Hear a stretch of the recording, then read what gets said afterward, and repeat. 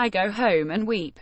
Hell of working on front line of cash-strapped NHS exposed after the Red Cross claimed there was a humanitarian crisis in England's hospitals. Medics revealed their tears and frustration at the way the service has become perilously overstretched week after week, trying desperately to paper over the cracks in the cash-strapped NHS takes its toll on hospital boss Lesley Powls.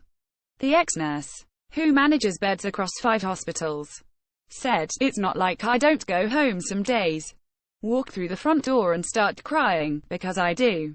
She is just one of the medics to reveal the tears and frustration at the way the NHS has become perilously overstretched. Doctors warn hospitals have ground to a halt because of the lack of beds, with life-saving surgery delayed or cancelled.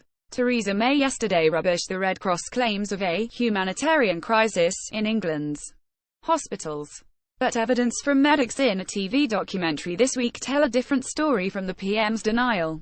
Lesley, site director at St Mary's Hospital in London, says, "It feels like all we do is manage beds, but what we really do is manage people who need us to help them. I do the right thing all the time in this job, but it's not always right for one person. I do the right thing for the hospital, and that's really difficult because that does mean there will be people who, today, we haven't done the right thing for. They are put on red alert when there are hardly any empty beds. It happens every few days." On Friday it emerged that because of overcrowding, A&E departments were forced to shut their doors to patients 143 times last month. The number in Christmas was 42, a new record. The BBC documentary will show the awful dilemmas faced by NHS staff. Staff at St Mary's in West London found their resources were so overstretched in the autumn that a flu epidemic this winter would have left them completely stuffed.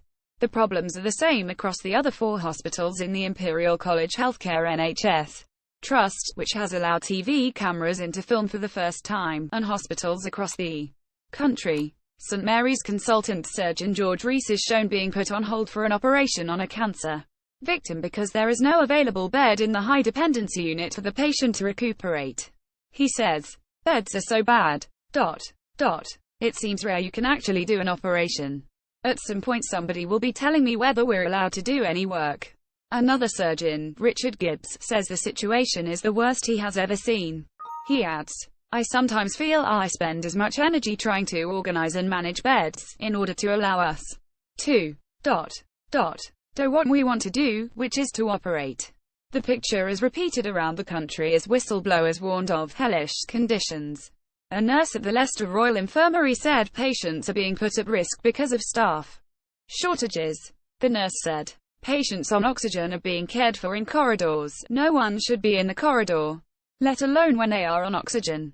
At Stafford County Hospital, ambulances were diverted away from the A&E department last week because of a shortage of beds. Hospitals in Essex, Cumbria, Bristol and Cambs issued pleas on Twitter for people to stay away. It comes after 2 people died at the Worcestershire Royal Hospital after waiting 4 hours in corridors. The BBC filmed its documentary in October and November.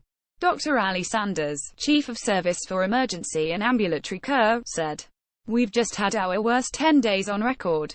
There's nowhere in the hospital to move anybody. What's happened in the last 2 years is the whole system, countrywide, has ground to a halt. It just makes us feel as though we are firefighting every single day. We are not unique at Imperial. We're just struggling to keep afloat. Everyone's working as hard as they can, and I think they're fed up of being